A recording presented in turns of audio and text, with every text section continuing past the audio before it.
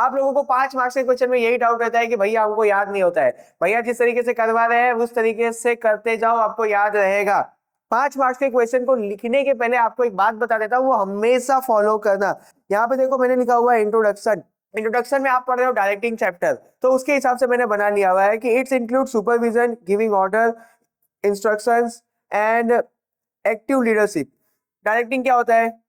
Leadership provide करना। कैसे? आप अपने वर्कर्स को इंस्ट्रक्शन दे रहे होगे, उनको ऑर्डर दे रहे होगे और उनको सुपरवाइज कर रहे होगे। ये बहुत आसान सी भाषा में मैंने आपका इंट्रोडक्शन बना लिया। अब आपको इस चैप्टर से 5 मार्क्स में जो भी क्वेश्चंस आएंगे बोर्ड में, आप ये सेम इंट्रोडक्शन उस क्वेश्चन में लिख देना। आपको बहुत सारी चीजें नहीं याद करनी है, मैंने आपके लिए हर चैप्टर के अंदर इंट्रोडक्शन बना के रखा हुआ है। इस चैप्टर का ये रहा। अब देखो एंड में भी कुछ लिखना पड़ेगा, तो it's function is to give order. ऊपर जैसा ही है बट थोड़ा सा वर्डिंग बदल गया है। डायरेक्टिंग का क्या काम होता है?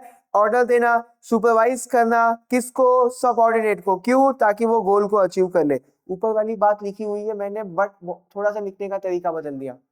ठीक है, ये दोनों को याद कर लो। इस चैप्टर में जो भी आपको 5 मार्क्स में क्वेश्चन पूछा जाएगा, ऊपर नीचे इसी को लगा देना, लाइव जिंगा लाला कर लेना। अब आ जाओ क्वेश्चन पे। पहला क्वेश्चन बोला गया है कि मैस्लो के नीड के आपको हायरार्की बतानी है। तो मैस्लो ने टोटल 5 नीड दी हुई है, मतलब इंसान को 5 तरीके की नीड हुई है, ऐसा मैस्लो हमको बोलते हैं। अब यहाँ पे जो पहला है वो मेरे से गलती से लिखवा गया है कुछ अलग। यहाँ पे आएगा आपका फिजियोलॉजिकल नीड। पहला क्या है आपका? Physiological need. दूसरा है safety need, social need, status need और सेल्फ रियलाइजेशन नीड। थोड़ा सा मेरे साथ याद कर लो, मैस्लो ने 5 नीड के बारे में बोला हुआ है। पहला कौन सा है? Physiological need. दूसरा कौन सा है? Safety need. फिर क्या आता है? Social need. फिर क्या आता है? Status need. फिर क्या आता है? Self realisation need. आपको आपके घर वाले पागल बोलेंगे, मुझे कोई फर्क नहीं पड़ता, वापस से एक बार याद कर लेते हैं। मैस्लो ने कितने नीड दिए हुए हैं? 5। कौन कौन से? फिजियोलॉजिकल नीड, फिर आता है आपका सेफ्टी नीड, फिर सोशल नीड, फिर स्टेटस नीड, फिर क्या आता है? आपका सेल्फ रियलाइजेशन नीड। ये आपको सेम आंसर 2 मार्क्स में लिख देना, आपको आंसर मिल जाएगा। ये जो मैंने आपको याद करवा दिया, आप 2 मार्क्स में अगर सेम क्वेश्चन पूछता है तो लिख देना, इतने पे आपको 2 मार्क्स मिल जाएगा। 5 मार्क्स का तो याद हो ही गया, साथ साथ में 2 मार्क्स का भी मैंने करवा दिया। कितना स्मार्ट हूं ना मैं। आगे देखो, साइकोलॉजिकल नहीं, फिजियोलॉजिकल नीड में आपको क्या क्या लिखना होगा? एक इंसान को जीने के लिए खाना चाहिए, कपड़ा चाहिए, पानी चाहिए और घर चाहिए, छत चाहिए। इसी नीड को हम कंबाइन करते हैं तो क्या बनता है? Physiological need. ये इंसान की बेसिक नीड होती है। एक इंसान को जीने के लिए क्या चाहिए? एक इंसान को जीने के लिए खाना चाहिए, कपड़ा चाहिए, पानी चाहिए और घर चाहिए। इस नीड को क्या बोला जाता है? इंसान के बेसिक नीड्स बोला जाता है। अगर आपको 2 मार्क्स या 1 मार्क्स में पूछता है कि इंसान के बेसिक नीड्स क्या क्या है, तो ये आंसर लिखना, आपका आंसर हो जाएगा। अब अगर हम लोग आगे देखते हैं, सेफ्टी नीड के अंदर एक इंसान को फिजिकल सेफ्टी चाहिए, मतलब कि उसके अंदर कोई बीमारी नहीं हो। जॉब सेफ्टी चाहिए, मतलब क्या? मतलब कि उसका काम ना छीन जाए उससे। सेफ्टी अगेंस्ट रिस्क, फ्यूचर में कुछ भी अनहोनी हो तो भी वो सेफ रह सके। Safety against risk. Regulatory of wages, हमेशा उसके घर में पैसा बना रहे। ये सारी नीड को क्या बोलते हैं हम लोग? Safety need. सेफ्टी नीड में क्या क्या आया? Physical safety, job safety, safety against risk, फिर क्या आया? Regulatory of wages. इस नीड को क्या बोला जाता है? इस नीड को क्या बोला जाता है? नहीं, इस नीड से हो क्या रहा है? मेंटल पीस मिलता है एक इंसान को। अभी सपोज करो हमारे घर में जैसे पापा है, तो पापा को पता है कि हमारे घर में किसी को कोई बीमारी नहीं है, तो फिजिकल नीड सही है। अगर कोई बीमार पड़ेगा तो हमारे पास इतनी सेविंग पड़ी हुई है कि हम बीमारी के लिए इलाज करवा सकेंगे। पापा को पता है कि जॉब नहीं जाने वाली है, पापा को पता है कि हमेशा हमारे घर में इनकम रहने वाली है, तो पापा का दिमाग शांत रहेगा। तो सेफ्टी नीड किस पे असर करता है? दिमाग पे, यानी मेंटल पीस वाला नीड है ये। उसके बाद आता है आपका सोशल नीड। अब आपका पेट भरने लगा, आपको सिक्योरिटी मिल गई, अब आपको क्या चाहिए? आपको चाहिए प्यार और अफेक्शन। किससे? फैमिली से, रिलेटिव से, सोसाइटी से। अब आप चाहते हो कि आपको प्यार रिसीव हो, किससे? फैमिली से, फ्रेंड से, रिलेटिव से, समाज से। क्यों? क्योंकि इंसान एक जानवर है, सामाजिक जानवर है, उसको प्यार चाहिए, चाहे वो उसकी फैमिली हो, गर्लफ्रेंड हो, मतलब गलत बोल दिया मैंने, फैमिली हो, बीबी हो, मम्मी हो, पापा हो, समाज हो, दुनिया हो, उसको उससे क्या चाहिए? अटेंशन और प्यार चाहिए। तो यह आपका तीसरा नीड है। इस नीड को बोला जाता है सोशल नीड। ये इंसान की लोअर नीड में आता है। निकम्बो, मत भागो किसी के पीछे। ये कौन से नीड में आता है? लोअर नीड में आता है। तो आपके 5 नीड के अंदर से 3 जो नीड से आपके कौन कौन से? फिजियोलॉजिकल, सेफ्टी और सोशल, ये लोअर नीड है। अब आप पढ़ने जा रहे हो हायर नीड के बारे में। तो स्टेटस नीड, भैया आपने अब प्यार भी कमा लिया, पैसा भी कमा लिया, सिक्योरिटी भी कमा लिया, अब आपको पोजीशन चाहिए, हाई क्लास चाहिए।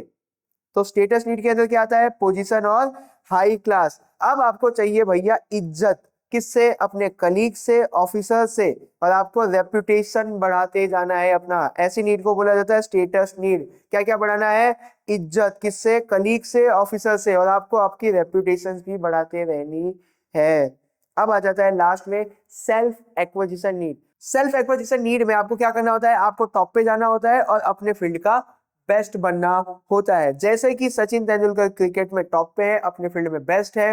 अमिताभ बच्चन एक्टिंग में टॉप पे है और अपने फील्ड में बेस्ट है। तो ये होता है सेल्फ एक्विजिशन नीड। तो यहाँ पे मैस्लो के मैंने आपको 5 नीड करवा दिए। थोड़ा सा ब्रेक मत लो, आगे का क्वेश्चन करते हैं, उसके बाद ब्रेक लेना। अब आ जाओ, discuss financial and non financial incentive. आपको बताना है फिनेंशियल और नॉन फिनेंशियल इंसेंटिव। तो यहाँ पे पहले आप इंट्रोडक्शन लिखोगे, यहाँ पे मैंने मीनिंग लिखी हुई है, तो 2 मार्क्स में मैंने इसका मीनिंग पूरा डिटेल में लिखा है, वही यहाँ पे 6 पे देना, आपको पूरा आंसर मिलेगा। अब आ जाओ financial and non financial incentive को डीप में समझने। फिनेंशियल इंसेंटिव में पहला है प्रॉफिट शेयरिंग। इसको बहुत ध्यान से समझना। आप अपने वर्कर को अगर प्रॉफिट के अंदर से कुछ परसेंटेज बांट देते हो तो इसको हम लोग बोलते हैं प्रॉफिट शेयरिंग। इजी कॉन्सेप्ट है। अपने वर्कर को आप क्या कर रहे हो, प्रॉफिट के अंदर से कुछ प्रपोर्शन बांट दे रहे हो उसकी सैलरी के अलावा, इसको हम लोग क्या बोलेंगे, प्रॉफिट शेयरिंग। क्लियर है? आगे देखो, को पार्टनरशिप। क्या बोला गया, को पार्टनरशिप। आप अपने एम्प्लॉय को, आप अपने वर्कर को पार्टनर बना रहे हो, मालिक बना रहे हो, मैनेजमेंट में बिठा रहे हो, प्रॉफिट का हिस्सा दे रहे हो, इस टर्म को हम लोग बोलते हैं को पार्टनरशिप। इजी है, ध्यान दो। आप अपने एम्प्लॉय को, वर्कर को क्या कर रहे हो, मालिक बना रहे हो अपने बिजनेस में, मैनेजमेंट में बिठा रहे हो, प्रॉफिट शेयरिंग भी दे रहे हो, इस टर्म को बोला जाता है को पार्टनरशिप। आगे देखो, बोनस। अकॉर्डिंग टू लॉ, मैंने बोला according to law, according to law नहीं, according to law, according to कानून। ऐसा बोला जाता है कि आपको अपने प्रॉफिट का कुछ परसेंटेज एज अ बोनस आपके एम्प्लॉय को ईयर के एंड में देना चाहिए। क्या होता है बोनस, आपको कानून बोलता है कि आपको आपके प्रॉफिट के हिस्से में से कुछ पैसा या कुछ परसेंटेज ऑफ प्रॉफिट आपके एम्प्लॉय को देना चाहिए, साल में 1 बार 2 बार, जैसा भी आपके देश का कानून होगा। तो हम लोग उसको क्या बोलते हैं, बोनस बोलते हैं। आगे देखो, प्रमोशन। इजी है। प्रमोशन में क्या होता है कि इंसान को ना हायर प्लेस मिलती है। क्या मिलती है, higher place with beneficial position. मतलब सपोज करो एक असिस्टेंट मैनेजर है, उसको अब मैनेजर बना दिया गया, हायर पोजीशन मिली और भी बेनिफिट के साथ। इससे होगा क्या, उस इंसान की एफिशिएंसी बढ़ेगी और उसका मोरल बूस्ट होगा। कभी भी आपको बोला जाए ना कि इस इंसान को प्रमोशन मिला, तो आप समझ जाना कि उसको उससे ऊंचा पोस्ट मिला, उसके साथ साथ और भी बेनिफिट मिले। उससे होगा क्या, वो इंसान और एनर्जी एफिशिएंसी से आपके बिजनेस में काम करेगा। तो ये था आपका प्रमोशन। अब आ जाता है प्राइस। देखो, प्राइस का समझते हैं कि किसी भी इंसान का अगर परफॉर्मेंस बहुत ज्यादा अच्छा हुआ या उसका काम करने का तरीका अच्छा हुआ तो ओनर उसको सम्मान देता है। कब देता है, एनुअल मीटिंग में। क्या देता है, कैश प्राइस दे देगा, सर्टिफिकेट दे देगा, मेडल दे देगा। प्राइस बहुत इजी है। किसी भी इंसान का अगर परफॉर्मेंस आउटस्टैंडिंग है या उसका काम करने का तरीका अच्छा लगता है किसको, मालिक को, तो वो उसको सम्मान देगा। कब देगा सम्मान, एनुअल मीटिंग में देगा। कैसे देगा सम्मान, या तो कैश प्राइस दे देगा, या तो सर्टिफिकेट इशू कर देगा, या तो मेडल दे देगा। तो यहाँ पे आपका फिनेंशियल इंसेंटिव पूरा हो गया। अब नॉन फिनेंशियल इंसेंटिव, जिसके अंदर आपका पहला है सिक्योरिटी ऑफ एम्प्लॉयमेंट। इसके अंदर ऐसा बोला जा रहा है कि सपोज करो जहां पे आप जॉब कर रहे हो वहां पे आपको जॉब सिक्योरिटी मिल रही है, मतलब कि आपसे कोई गलती हो जाती है या आपका टारगेट पूरा नहीं हो जाता है तो आपको क्या किया जाएगा, ट्रेन किया जाएगा, निकाला नहीं जाएगा। इसी टर्म को बोला गया जॉब सिक्योरिटी। आपको वहां पे अगर जॉब सिक्योरिटी है तो आप वहां पे काम करने के लिए इंस्पायर होगे, आप वहां पे एंथुसियास्टिकली काम करोगे और प्रोडक्शन में भी उनकी मदद करोगे। अगर आपको जॉब सिक्योरिटी है तो आप वहां पे एनर्जी से इंस्पायर होकर काम कर रहे हो, आप उनको और प्रोडक्शन करने में मदद करोगे। तो ये पहला नॉन फाइनेंशियल इंसेंटिव का आपका टॉपिक था। दूसरा, appreciation of work and reward. बात को समझना, कोई भी अगर वर्कर अपना टारगेट है वो कंप्लीट करता है टाइम पे तो आपको उसको पब्लिकली बुला के क्या करना चाहिए, सम्मान देना चाहिए, जिससे क्या होगा, वो मोटिवेटेड होगा। क्या बोला गया, कोई भी अगर आपका एम्प्लॉय है वो टारगेट को टाइम पे कंप्लीट कर रहा है तो आपको उसको पब्लिकली बुला के सम्मान देना चाहिए, जिससे वो क्या रहेगा, मोटिवेटेड रहेगा। आपका इसमें कोई भी पैसा नहीं लग रहा है बट इंसान आपको और ज्यादा काम करके देगा। Welfare activities and amenities. पहले समझो एम्यूनिटीज क्या होती है। जैसे कि आप किसी भी कंपनी में काम कर रहे हो, वहां पे आपको मेडिकल फैसिलिटीज मिल रही है, फोकट की लाइब्रेरी मिल रही है, कैंटीन में फोकट का खाना मिल रहा है, आपको हर समय ट्रेनिंग सेंटर्स आपको हर समय ट्रेनिंग्स मिलती रहती है, आपके एंटरटेनमेंट का भी जुगाड़ करके दिया जाता है। ये सब एमिनिटीज होती हैं, फोकट में मिल रही है। आपको अगर ये सब फोकट में मिलेगी तो भी आप वहां पे अच्छे से काम करोगे। अदर इंसेंटिव, अदर इंसेंटिव में कैसे क्या क्या आ रहा है, आपको रहने के लिए घर दे दिया गया, लाइफ इंश्योरेंस करवा के दे दिया गया, आपके बच्चों को फ्री में एजुकेशन दिया जा रहा है, ट्रांसपोर्टेशन फैसिलिटीज प्रोवाइड की जा रही है। इसमें आपका एक भी पैसा नहीं जा रहा है, कंपनी का पैसा जा रहा है। पर इस सब से भी मोटिवेट होकर आप उस कंपनी में काम करोगे और अच्छे से काम करोगे। असिस्मेंट ऑफ रिस्पॉन्सिबिलिटी, इस बात को समझना, सपोज करो मैं हूँ असिस्टेंट मैनेजर, तो मेरे मैनेजर ने मेरे को एक टफ सिचुएशन दे दी, बोल दिया अगर इसको आप सॉल्व कर दोगे तो आपको और ज्यादा बेनिफिट मिलेंगे आपके करियर में। तो मुझे ऐसा लगेगा कि मेरे ऊपर और भी स्पेशल तरीके की रिस्पॉन्सिबिलिटी डाली है, जिससे मेरी ट्रेनिंग होगी और मैं आगे बढ़ने के लिए काबिल बनूंगा। तो ये होता है आपका असेसमेंट ऑफ रिस्पॉन्सिबिलिटी। ये जो मैंने आपको सारे बताए, इसके अंदर आपका कोई पैसा नहीं जा रहा होता है, सब चीज आपको फोकट में मिल रही होती है, बट आप ये सब से भी अट्रैक्ट होके काम करोगे उस कंपनी में। अब जो तीसरा सवाल है, इसके अंदर पूछा गया है कि फॉर्मल और इनफॉर्मल कम्युनिकेशन का डिफरेंस बताओ। मैं यहाँ पे आपको इसको डीप में नहीं समझाऊंगा, आपको कीवर्ड्स ऐसे कंपेयर करके याद करवा दूंगा कि आपको हार्ड भी नहीं लगेगा और लंबे समय तक याद रहेगा। जैसे देखो, फॉर्मल कम्युनिकेशन सिस्टम किसके ऊपर डिपेंड करता है, तो रूल्स रेगुलेशन के ऊपर डिपेंड करता है। इनफॉर्मल कम्युनिकेशन किसके ऊपर डिपेंड करता है, तो ह्यूमन रिलेशनशिप और फ्रेंडशिप के ऊपर। फॉर्मल कम्युनिकेशन किसके ऊपर डिपेंड करता है, रूल्स एंड रेगुलेशन के ऊपर। इनफॉर्मल कम्युनिकेशन किसके ऊपर डिपेंड करता है, ह्यूमन रिलेशनशिप और फ्रेंडशिप के ऊपर। आगे देखो, फॉर्मल कम्युनिकेशन को बनाने का पर्पस क्या होता है, बिजनेस को कंट्रोल करना और कोऑर्डिनेशन करना। इनफॉर्मल कम्युनिकेशन को बनाने का पर्पस क्या होता है, कोऑर्डिनेशन करना और क्रेडिबिलिटी बनाना। देखो, फॉर्मल कम्युनिकेशन आपने बनाया ताकि आप बिजनेस कंट्रोल कर सको, इनफॉर्मल कम्युनिकेशन आपने बनाया है, आपने नहीं बनाया, वो अपने आप बनता है। क्रेडिबिलिटी मतलब कि लोग एक दूसरे से बात करते हैं ना, तब उनके अंदर एक दूसरे के लिए ट्रस्ट पैदा हो जाता है ना। तो ये क्रेडिबिलिटी, इसका जो पर्पस होता है एक दूसरे पे ट्रस्ट करने का होता है। इनफॉर्मल कम्युनिकेशन इसीलिए हो रहा है ताकि लोग एक दूसरे से बात करके एक दूसरे पर ट्रस्ट कर सके, उससे भी कोऑर्डिनेशन आती है। तो यहाँ पे याद रखना है कंट्रोल एंड कोऑर्डिनेशन, यहाँ पे याद रखना है कंट्रोल और क्रेडिबिलिटी। आगे, rules and regulations are the base of communication. इस कम्युनिकेशन को बनाने का बेस क्या है, रूल्स एंड रेगुलेशन। इस कम्युनिकेशन को बनाने का जो बेस है वो पर्सनल और फ्रेंडली रिलेशनशिप है। इसको बनाने का बेस है रूल्स एंड रेगुलेशन, इसको बनाने का बेस है personal and friendly relationship. Easy है, कंपेयर करो, याद करो, आगे बढ़ो। It require control and supervision, इसके अंदर कंट्रोल करना पड़ता है और सुपरविजन करना पड़ता है, देखते रहना पड़ता है कि सब सही से हो रहा है कि नहीं हो रहा है। इसके अंदर ना तो आपको कंट्रोल करना है, ना तो कोई सुपरविजन करना है। आगे देखो, it is less flexible, it is more flexible. इसके अंदर आप कुछ भी ज्यादा एक लिमिट से ज्यादा बाहर बोल नहीं सकते, इसके अंदर बोल सकते हो। तो ये लेस फ्लेक्सिबल है, ये मोर फ्लेक्सिबल है। ये आप काम, जब आपका काम हो रहा होगा ना, जब आपका वर्किंग आवर चालू होगा, वर्क प्लेस पे ही इसको आप फॉलो करोगे, इसको आप कहीं पे भी कभी भी फॉलो कर सकते हो। क्लियर है? तो मैंने आपको कंपेयर करके ये भी आंसर आपको याद करवा दिया, आसानी से मैं आपको पूरा करवाता जाऊंगा। अब यहाँ पे देखो, define direction and explain characteristic. Direction के आपको डिफाइन और कैरेक्टरिस्टिक बताने हैं, तो डिफाइन तो आप याद कर ही लोगे, मैं आपको कैरेक्टरिस्टिक स्पीड में करवा देता हूँ, काफी आसान है। पहला कैरेक्टरिस्टिक क्या है, गोल ओरिएंटेड एक्टिविटी। आप एम्प्लॉय को मोटिवेट और गाइडेंस क्यों दे रहे हो, ताकि वो आपका गोल अचीव कर सके। बहुत सिंपल सा है, आप एम्प्लॉय को गाइडेंस और मोटिवेशन क्यों दे रहे हो, ताकि वो आपका गोल अचीव करके दे सके। तो पहला कैरेक्टरिस्टिक बहुत आसान था। कंटिन्यूअस प्रोसेस, देखो हमेशा डायरेक्शन की जरूरत पड़ेगी, क्योंकि हमेशा कोई ना कोई काम आता रहेगा बिजनेस में, गलतियां होती रहेंगी, उस गलतियों को सुधारने के लिए सुपरविजन करते रहना पड़ेगा, गाइडेंस देते रहना पड़ेगा, इसीलिए क्या है, कंटिन्यूअस प्रोसेस। कम्युनिकेशन, आप जो भी ऑर्डर और गाइडेंस अपने एम्प्लॉय को दोगे, उसके लिए कम्युनिकेशन चाहिए। आप जो भी ऑर्डर और गाइडेंस अपने एम्प्लॉय को दे रहे हो, उसके लिए क्या चाहिए, कम्युनिकेशन सिस्टम। इसीलिए तीसरा कैरेक्टरिस्टिक क्या है, कम्युनिकेशन। चौथा, फ्लो ऑफ डायरेक्शन। लाइन को देखना, टॉप लेवल गाइड करेगा किसको, middle level, middle level guide करेगा किसको, बॉटम लेवल। टॉप लेवल किसको गाइड कर रहा है, मिडिल लेवल को, मिडिल लेवल किसको कर रहा है, bottom level. Top to bottom, यहाँ पे जो डायरेक्शन है वो कैसा है, टॉप टू बॉटम। कैसा है, टॉप टू बॉटम। कैसे जा रहा है, डाउनवर्ड में जा रहा है, वही लिखा हुआ है, direction is downward process, it move from top to bottom. समझ में आ गया होगा आपको। Managerial efficiency, sorry managerial function. जैसे कि प्लानिंग, कंट्रोलिंग, ऑर्गेनाइजिंग और कोऑर्डिनेटिंग मैनेजमेंट का पार्ट है, वैसे डायरेक्टिंग भी मैनेजमेंट का ही फंक्शन और पार्ट है।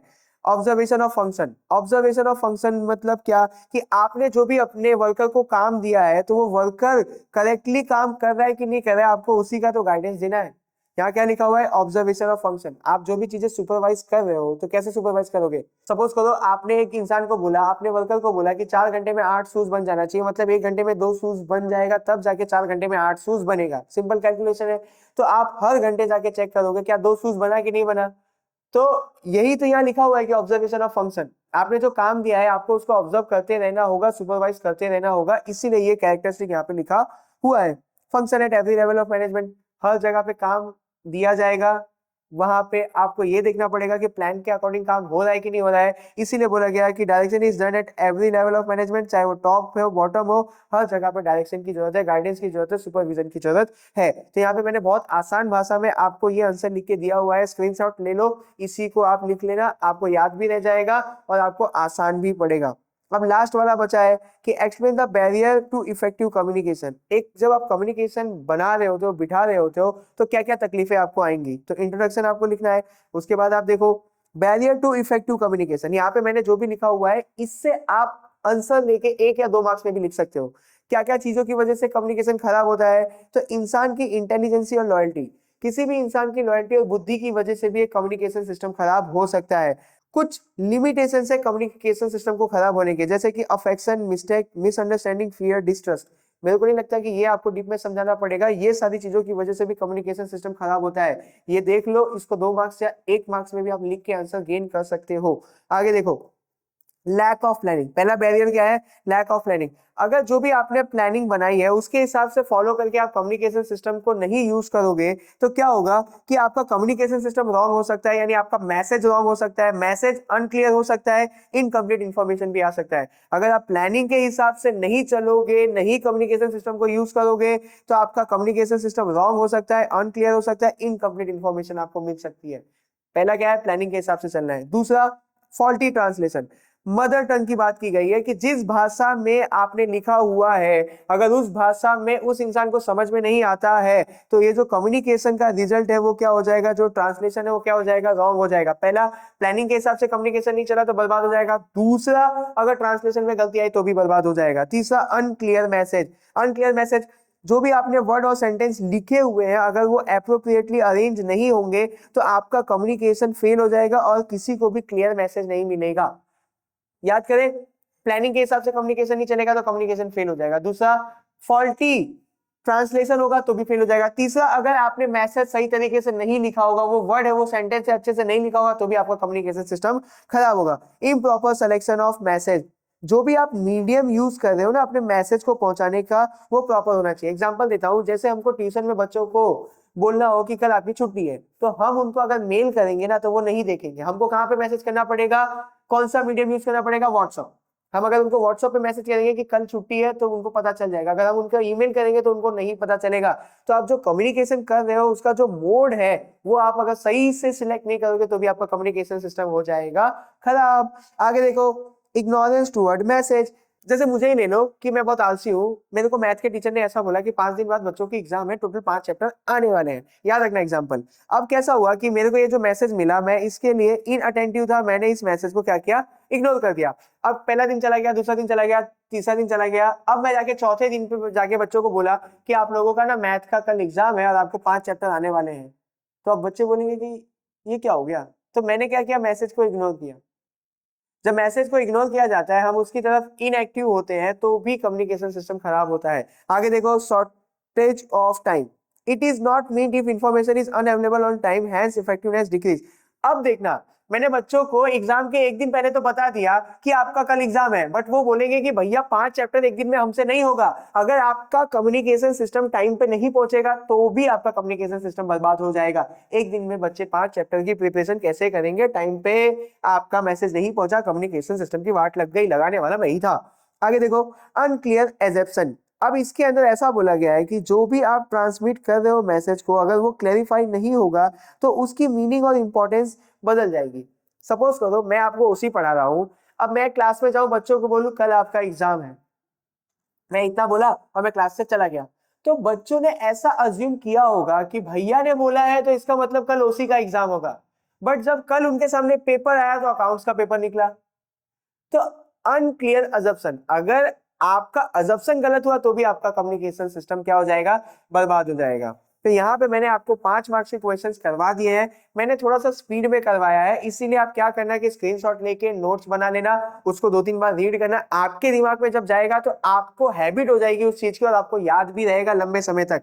आपको अभी भी कोई डाउट है तो मुझे कमेंट करना, मैं इससे भी आसान तरीके से आपको समझाने की पूरी कोशिश करूंगा।